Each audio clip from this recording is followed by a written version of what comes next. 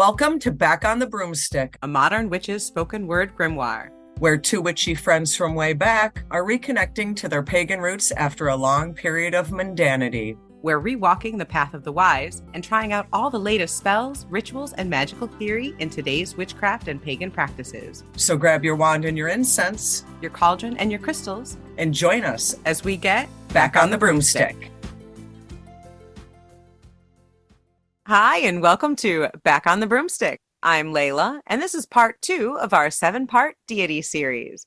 Our topic for this episode is the second face of the god, the father, the warrior, the oak king in all his summer strength. This is the god who walks the paths of sacred spaces, the lover who tends the land with fierce devotion, and the wild-hearted father who nurtures and defends. He is the horned god in full maturity. And ready to talk about all things horny gods, I'm Chelle. When you think Father God, you think horned gods, horny gods, literally and figuratively. Exactly. And I know that we like to not to jump right in, but I know we like to kind of think of this face, not just you and I, but maybe people in general, as the Green Man or Cernunnos. But I forgot about Pan, and Pan is really kind of in this sphere as well. Like we talked about last episode when we were talking about the youthful god, we talked about Pan and Cernunnos in that aspect as well. Because like us, like goddess, like gods, we don't all neatly fit into one box. We're not all just a youthful god. We're multifaceted folk. That's right. Don't pin us down. And you certainly can't pin a horny god down because they are nothing if not multifaceted. You might be able to strap them down, though. Oh, they'd like that. Yeah. So, yeah, Pan. I like that you brought up Pan and Cernunnos because to me, they are two amazing, wonderful sides of the horned god, of the father god.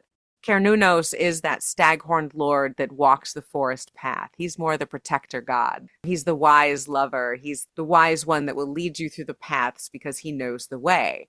And Pan is more that impetuous, that lustful, youthful, playful. You're kind of touching on exactly how I wanted to explain it too. I look at Pan as almost that bridge between youth and adult. And then Cernunnos is almost that bridge between adult and sage. Does that make sense? It does. It does. And this episode, we're going to do that a lot, I think, because especially this aspect of the god, the father god, the warrior god, they're all kind of that god. Like every single one of them has that aspect, I guess, in some way. But they're also that nurturer, that lover, that fertility bringer. But I'm also saying they're also the youth and the sage. Right, right. They're all of the things. Yeah, they're all the parts. And that's the first god that most people get introduced to. When you think of witchcraft, when you think of the father of all witcheries, it's Cernunnos. It's the horned god. It is the horned god of the witches. That's the one that we think of. And I hate to say it, but Jason Mankey hit the horned god right on the antlers, I guess, with that one, because the title of Jason Mankey's book is The Horned God of the Witches, and it's an excellent book, and he does a very good job of talking about the god of the witches. He does not talk about the aspects explicitly that we're talking about here today. Again, this isn't going to be everybody's concept, but that's the god that you're first introduced to. That's the one that you see when you walk into witchcraft, I guess. And the same goes for visually too. Say you go to the old Google and you look up pagan gods. One of the first ones visually you're going to see is Cernunnos, either in one of two poses, that sexy half naked antler, holding the torque, holding the serpent, with his hooved feet, or you're going to see that more, I call it rustic, and rustic's not the word, but it's kind of that old-fashioned, older-looking Cernunnos, legs crossed, hands crossed, the big, huge, straight-up horns. Those are generally those two visuals you see. Yeah, and I think that perfectly encapsulates Cernunnos because he's a stitched together god. He doesn't really have a lot of mythos. He doesn't have a lot of folklore behind him. Because I do feel that this is maybe a couple of different stories wrapped into one person, Absolutely. one Yes. name. Yes. And so he's one of those gods that is very he's modern in some ways, like that modern, sexy, great horned lord of the wood. And then he's the ancient, older Cernunnos that we don't know a lot about, the mysterious cross-legged line drawing that you're talking. Leaf-faced, Yeah, the faces vine-faced. that you'll see. Oh, I love that you brought that up. So that's another thing, the green man, the face of the green man that you'll see in all these different places is a face that represents nature and represents the growing things and the growing season, which is also something very much that the god represents. That cycle of growth and of maturation and nurturing. But also regeneration and rebirth. A lot of the artwork that I have of the Green Man, it's almost like his inner face is like a lighter green of new growth. And as the leaves go out to the sides of his face, it's almost like they're darker greens, like wisdom, wear and tear. You know what I mean? Hmm. Yeah, so in that aspect, that green man face is the triple god. You know, he is that regeneration, which is the youth. He's the maturation and growth, that's the father god. And then he's the, like you said, the battered, the wisdom of the sage god. So it shows all the different aspects in the one face. It's such a pervasive symbol. Pretty sure in the UK you can find it in all sorts of historic places, including one Oh of my my, God. Oh my God. what? So now I know we have some UK listeners. Hi, mates. So the king, Charles himself, Chucky Boy. I affectionately call him Chucky Boy. So Are you Chucky Boy, allowed? I have a friend who lives in England, Oh, so that means you're allowed to call the king Chucky? very Okay. good friend of mine, and him and I have agreed that I'm okay to call him Chucky Boy. All right. Fair, fair. I used to call the Queen Lizzie with my friends, so it's okay. Uh, So Chucky Boy, he has his coronation. He put the Green Man on his coronation invites. For those of you who don't really? know, and if we do have any listeners in England who have a invite from the coronation, please post a picture. He used the Green Man in this. Now, I think, and I'm just going off what I read. I'm not him. I don't know what his internal dialogue was, but the Green Man symbolizes, spring, rebirth. He thought that it would be a good symbol for a new reign. And as a lot of people may or may not know, Charles is very much an environmental guy. Environmentalist. Yeah. He's very much into flowers, plants, trees. So they thought that it was also relevant to his lifelong dedication to environmentalism in the natural world. I was blown away because, you think of things like the monarchy, they're a part of the Church of England, very Christian, and it almost felt like, hey, they haven't forgotten us. These are very old symbols. You'll see them everywhere. And I'm not surprised that an environmentalist would use that as a symbol because the green man, the father god, is very much all about the growing things. And he is strongest when the growing season is at its height. So it makes total sense. But they do actually have the Green Man in a, I don't know what they're called, but you know how they would put like those plaster things on Hmm. old buildings, Yeah, especially in England, gargoyles and what have you. There are actually a lot of green men on churches and such. there are, And including my favorite, Roslyn Chapel, which has a lot of green men in it and is quite the mystery because it even has ears of corn in it in the decorations, and they hadn't discovered America yet when that chapel was built. So, well, that's interesting. I didn't know that. yeah. The thing I thought was interesting is that I've read in certain places that they did that to kind of bridge the gap between paganism and Christianity. Yeah. Yeah, that's a nice way of saying they did that so that they could sucker all the pagans into following them. But yeah, I'm not a historian, but yeah, so they did a lot of things like that, including changing dates of holidays and co-opting symbols. So that's a different podcast, though. Different podcast, different podcast. But I would like to say that if we do have any listeners over in that region, if you do have pictures or could get pictures, I would totally be interested in seeing them. Please post them. Absolutely. Yeah, and if you got pictures of Rosslyn Chapel, I love that shit. So, the green man symbology is popular with environmentalists and witches. But when a lot of witches talk about the god, if they talk about the god, we're talking about this masculine energy that we all wear sometimes, this idea of the cycle of our life.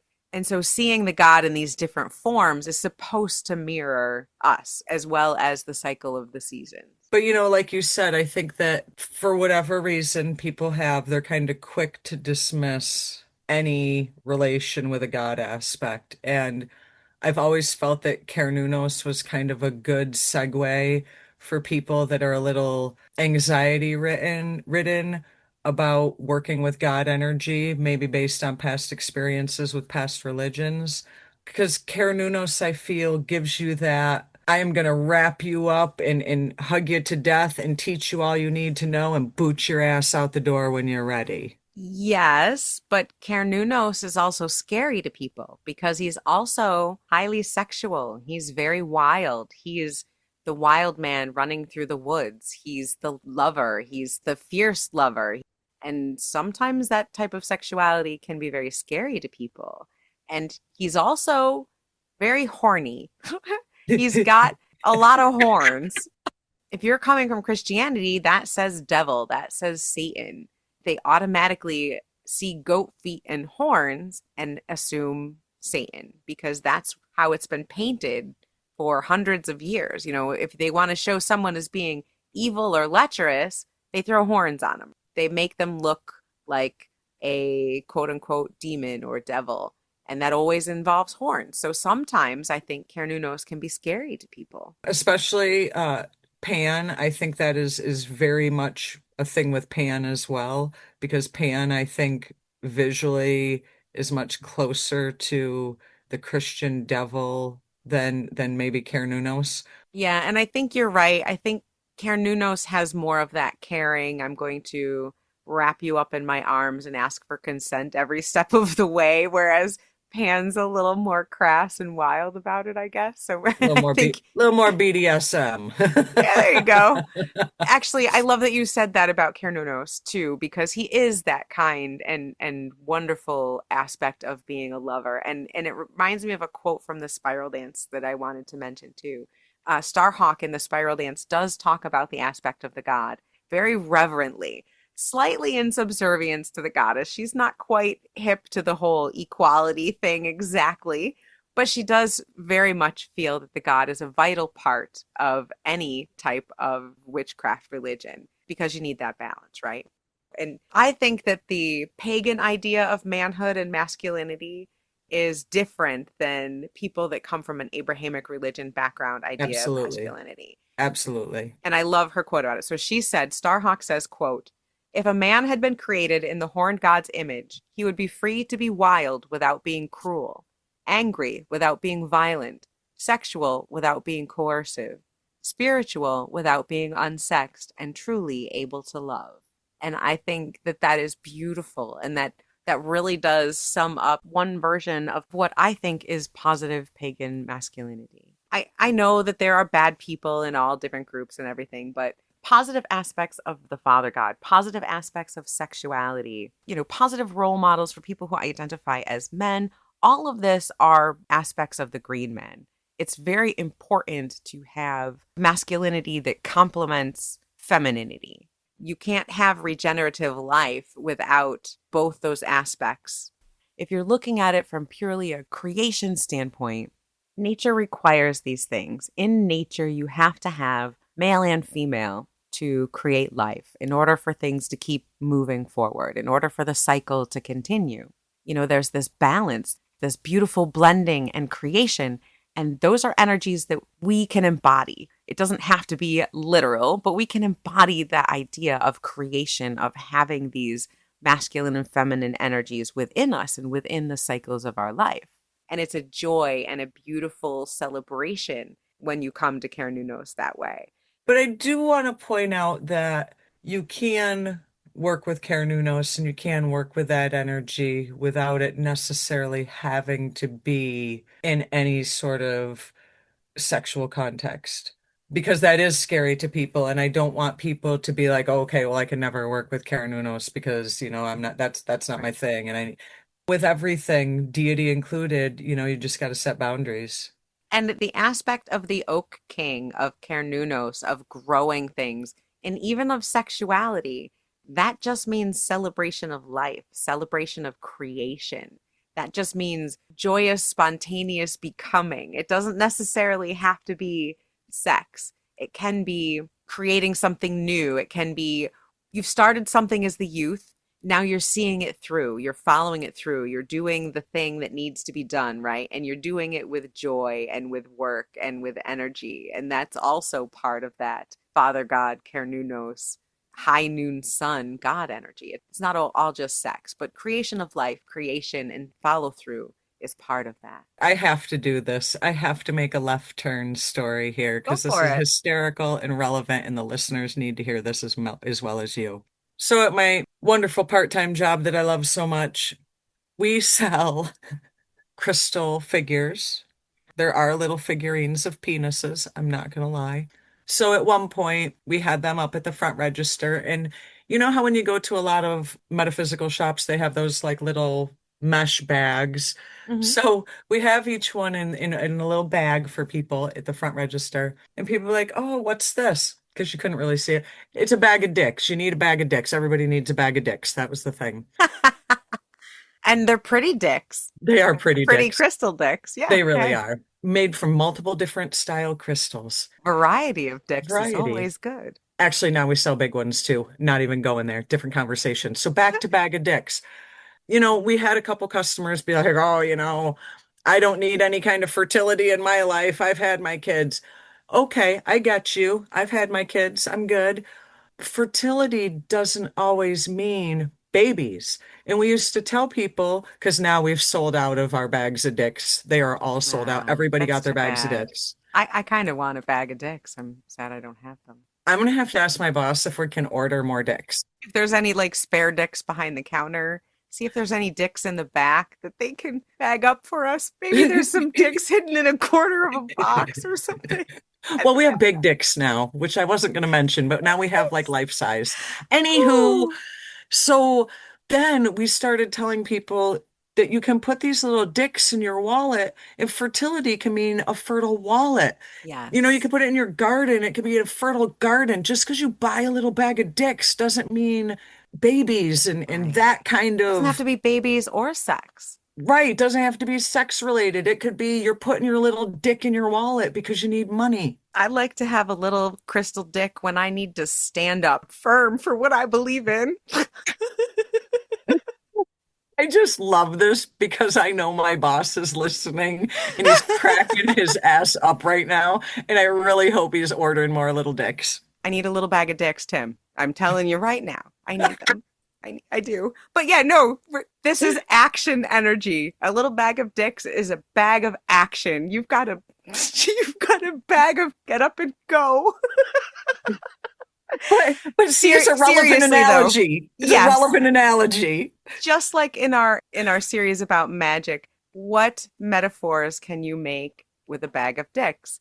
What type of energy does that masculine get up and go, that direct action energy? And I really liked when our old community did get together for Beltane a couple years ago, instead of having the men's and women's mysteries like we used to, they changed the names, and I can't remember offhand exactly what it was, but it was something more akin to active and receptive energies. And it did pretty much still break along gender lines, but this was the first year because I've kind of felt called to go to the men's mysteries before, and I would have been welcome no matter what it was called in our old community. You Oh, could go where, absolutely. yeah, whatever energy you were walking in, go to that mystery. But I just never did until they changed the name. And I went and I very much enjoyed participating in that mystery that particular year. But it was named something different. It was more like direct action or something along those lines. But that's really what that energy of that dick is, that masculine energy. It doesn't You have to. just grabbed that bag of dicks and threw them over your shoulder and off you went. Off I went with an axe in my hand to chop down a tree with all the other people with the bags of dicks in their hands too. Because we all had that direct action energy, right? But yeah, I mean, it doesn't have to be, babies and sex. This type of energy is creation. It's being a father. It's following through. It's teaching. It's modeling behavior. It's Mentoring, all of that. exactly all of that. And if you need to have a little crystal dick in your wallet to remind you to be that stand-up kind of person who takes action and is a good mentor, then Get yourself the prettiest little crystal dick you can find and carry it in a bag. Tim, we need more crystal dicks. We do. We do. But that's that is the lesson of this god is that yeah, sometimes he does look scary. Sometimes he's big and intimidating, but that can be you too. He's in all of us, and sometimes you need to be big and scary and intimidating. And sometimes you need to be that nurturing father and that person who has the get up and go and the fire under their ass or who does stand up, rise and stand up for what they want. Yeah, we can keep going with this all night, We people. really could. We really could. I did have a question, Shell.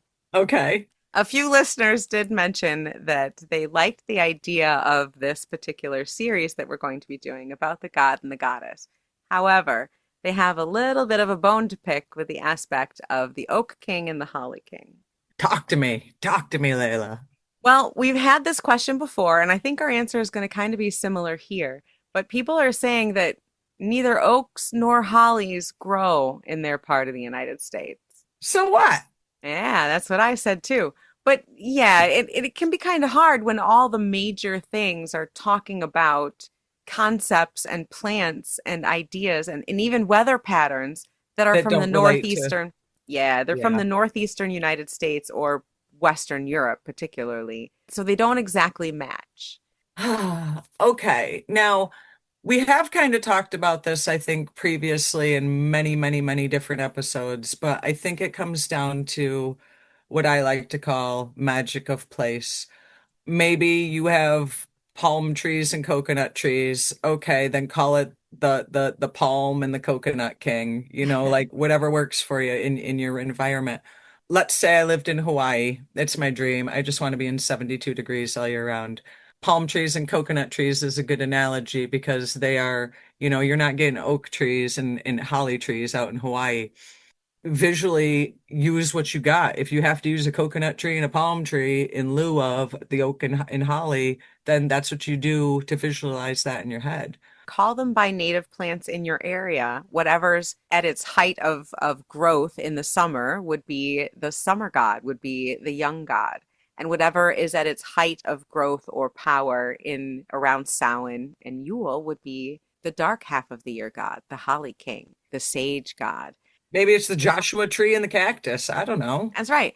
And that's really the point is that no matter where you live, the solstices and the equinoxes are going to happen wherever you happen to be.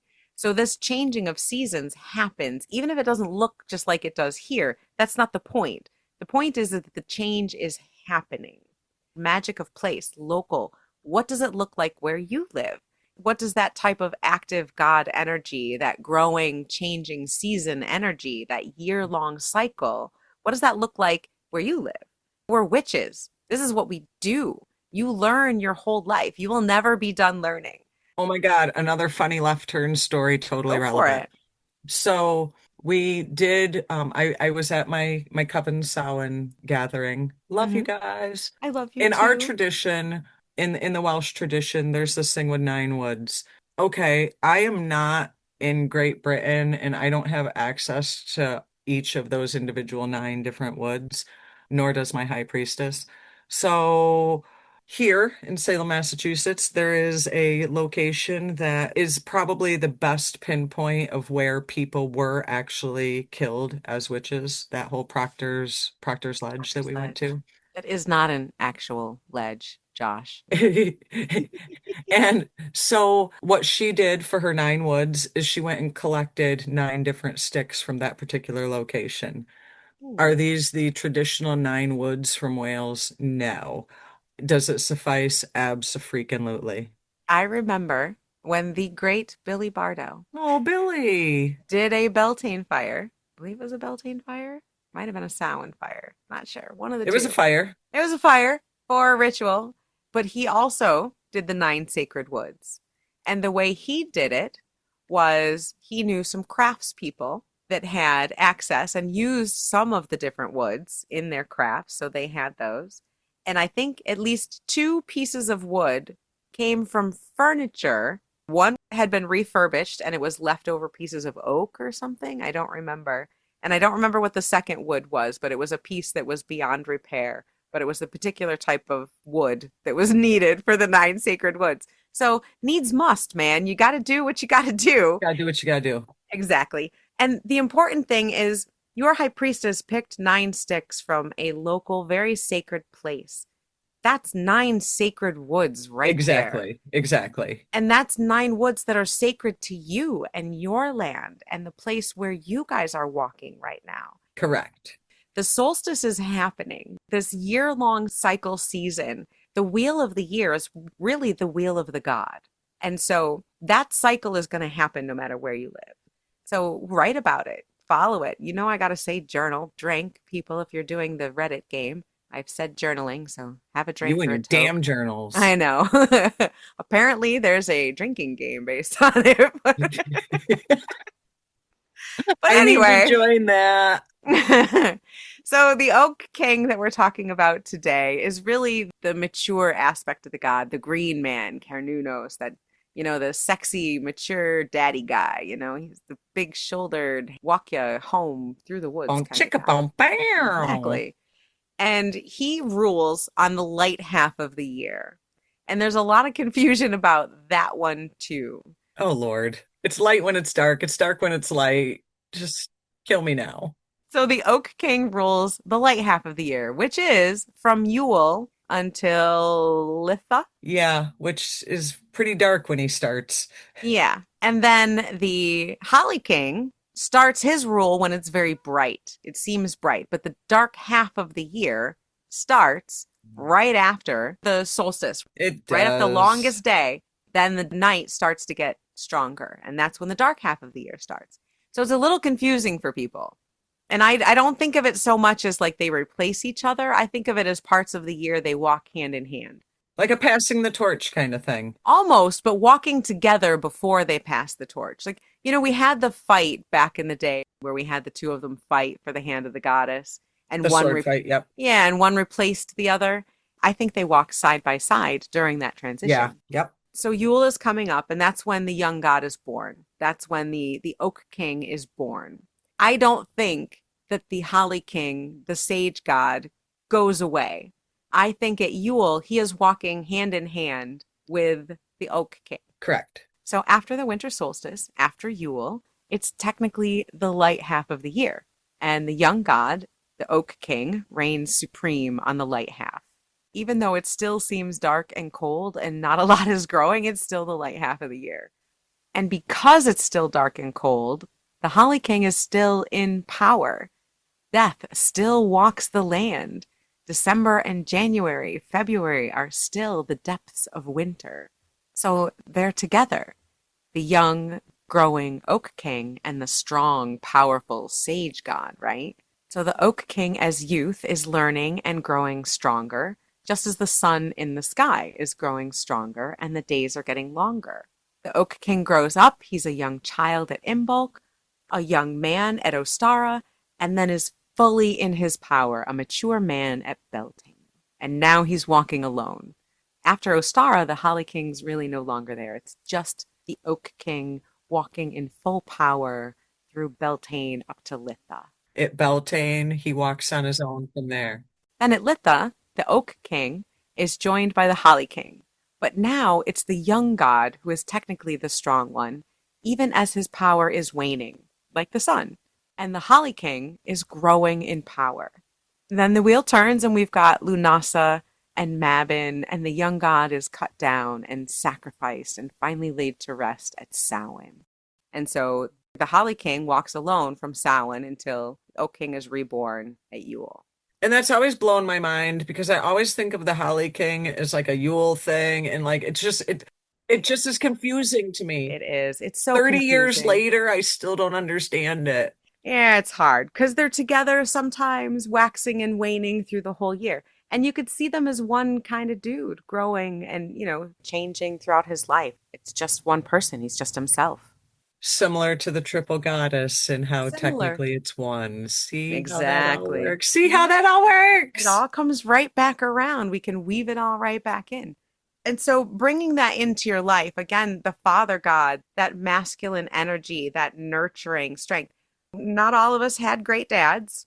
Some of us do, some don't. Some of us have great stepdads, some of us don't. Whatever father type figure you have in your life, or whatever father figure you wish you had in your life, or you wish you could be, be that father figure yourself. Think about that nurturing energy. That's a wonderful way to connect with that. You got to switch topics, or I'm going to go into a Taylor Swift nosedive. New album, song Father Figure. Move on. The father figure I know was by, George Michael. yes. Yep. All right. So, father gods remind us masculinity can be sacred without being over dominant and dickish. The body is sacred and desire is not sin. It can be spellcraft. Desire and sexuality and growing and all these things are sacred and part of life. And we need to be more connected to that. And I love that you brought up local and being local to find how these seasons relate to your life, because that's another excellent way to connect with the green man, with Cernunnos, with that father figure of the god. And maybe people in different traditions may have a different name for this aspect of the god, and not Cernunnos or Pan, whatever mythos, whatever tradition you follow, whatever that father figure, that kind of warrior aspect that works for you, the name is irrelevant. It doesn't have to be Cernunnos or Pan. It could be whatever you follow. It could be Shiva, it could be Anun, it could be the Dagda, it could be all these different father gods, whatever tradition that you're from. I don't know all the father gods and all the different traditions, but they're out there. And they all have that aspect of encouraging you, teaching you, trying to walk with Nurturing. you. Yeah, protecting you. If you need protection, these are the gods to call. If you ever had to call your dad to come and get you, my dad's bigger than your dad, that kind of thing. You My need that. Cernunnos is bigger than your Cernunnos. Yeah, you need a little protection. That's who you're going to be calling in. And you can embody that energy. You can walk in that masculine energy yourself and bring that go get 'em attitude, that fearlessness, that protectiveness, that nurturing, that sexuality, that growth, whatever that is, whatever that father god, warrior god energy is for you. If you need that, call on one of those father gods. Bring your bag of dicks, folks. Bring your bag of dicks. There you go. And on that note, order us some dicks, Tim. I'm gonna go to work and he's just gonna be like, what the hell? Everybody's gonna be like, we need these dicks. Where's the dicks? Right? Work with the father god, especially this time of year. Work with the Holly King. He's a little scary around Samhain. The Oak King has been sacrificed, and he's kind of gone right now. It's a little weird that we're talking about the father god in the season where he's not really here right now. Yeah, I mean it's definitely past his time, but it's almost like we just had that like crossover where he was kind of fading out. They were in that hand in hand, and now he's fading. The Holly King in his aspect of Santa Claus, the holly jolly old guy with the white beard, he's also seen as a father. Father Christmas. He's sometimes called Father Christmas. He's a provider. So he's both those things. He's the father and the sage. Some more of a sliding scale. These older sage gods, these wise wisdom gods can also be very nurturing, especially on a cold winter night. They can help you through this dark season. They're crafty. They have stories. And so they're kind of in that in-between father and sage kind of being, kind of energy. And it's hard for me to talk about the triple aspects of the god because they're so wrapped up in being just the In god. one, the God. The god. And you can really see so much of all of them. It's just hard. It's hard to kind of separate them, but you can. I do feel the distinction is a little bit easier with the goddess. I don't know if it's because being a female and living kind of that maiden mother crone aspects of life, but I kind of equate the same thing to the god. You got the young, late teens, early 20s, then you go to the middle-aged, and then you go to the wise old crone man version. It Right. kind of almost just follows those phases of life, just as like I think of the goddess phases is almost following the phases of life. And it really does. But I guess for me, I'm going to borrow one of your phrases. Maybe I'm weird, but We already know this is true.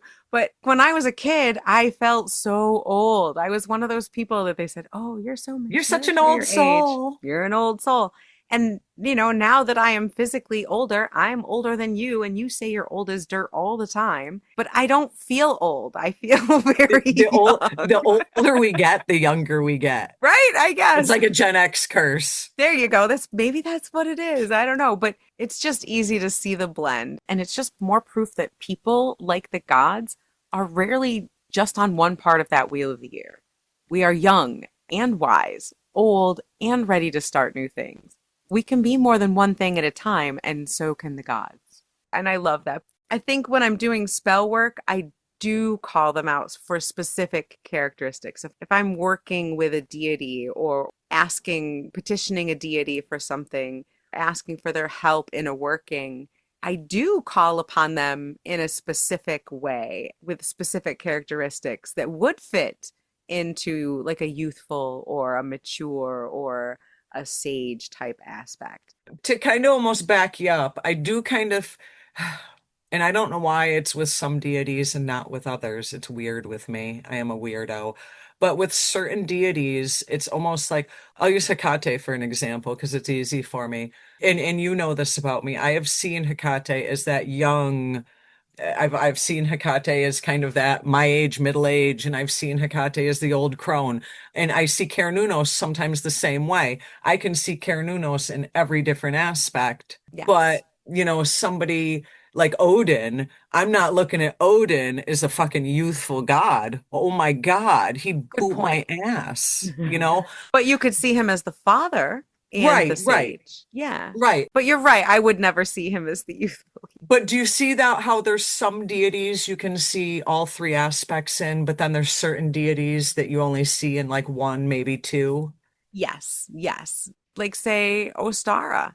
I don't think I would see her as the crone. Right. That'd be a hard That would visualization. be very Agreed. hard. So I don't see them all with all three aspects as much as say Cernunnos. Easily, I can see all three there. Or I know that Hecate is not a triple goddess, so much so that she is a triumvirate. Right. She's not the maiden, mother, crone in one, but she can be the maiden, she can be the mother, she can be the crone, just Right. like Cernunnos. So yeah, not all deities can I see all But for different some aspects. it does work with, and I think it works with Super easy. Cernunnos. Yeah, the Green Man, Pan, Cernunnos, it's very easy to see a lot of those. A lot of the Welsh deities, I think they can kind of span a lot of Across the that. spectrum of the Yeah, the aspects. Yeah, Celtic, the yeah. Welsh, they really do kind of, they're young, they're old, depending on the story, they're Right, right, changing their right, ages. So right. yeah, okay. Yeah, that I'm gonna be fits. 20 this week. There you go. That's pretty much what they did in those myths. They're like, hey, I want to be young and beautiful today. And They're so they Gen did. X too. Hey, Loki did it too. And Loki from more of the Norse pantheon, Loki can be any age and he can be any gender. And so that's something to consider as well. Gods can be all these different things. So when you're working with the father aspect, I guess it's just like anything. You want to define your intention, right? Why are you Exactly. working with this deity in this particular aspect? What types of father warrior qualities are you looking for? And then you would decide this is the Which deity that aspect? Yeah. matches, and these are the aspects that I'll be working with. Yeah. No, I think we've Green Man and Cernunnos them to death. So next week we're going to talk about the sage. Thank you so much for listening to this episode of Back on the Broomstick. We really appreciate you guys. And my goodness, thank you for continuing to send us the cards, the letters, the gifts in our P.O. box. It has been a lot of fun and we really appreciate it. We're going to be doing a solarium with some book reviews and a mailbox review again. Now, just as a reminder, back on the broomstick, P.O. Box 106, Salem, Massachusetts 01970. We love mail. I love getting it. I love opening it, texting Layla the pictures of it, and us squealing like we're 4-year-olds on Christmas morning, Yule It's morning, birthday absolutely morning. fabulous. Yeah, it's like it's our birthday every day when Shell goes and opens the mailbox. It's fantastic. We appreciate all of that. And we are also very happy that Federica, our wonderful wizard of winner of our season of the witch giveaway, got her lovely gift despite all the gremlins in the US Postal Service. And she sent us pictures. Oh, maybe she can get pictures of the green men over there. Maybe. Fingers crossed. That would be very cool. So, thank you all so much for sending in all the different spooky places. We have quite the list now. I'm very much trying to get Chelle to go to as many of them as we possibly can next We year. totally need an RV. Totally, We Layla. really do. One of these days, we will definitely have one. Next week, we will be coming back with the third installment of our God series on the sage. And if you're interested in a bag of dicks, send us a message and I'll see if I can hook you up. On that note, be wise, be wicked. And damn it, keep it witchy.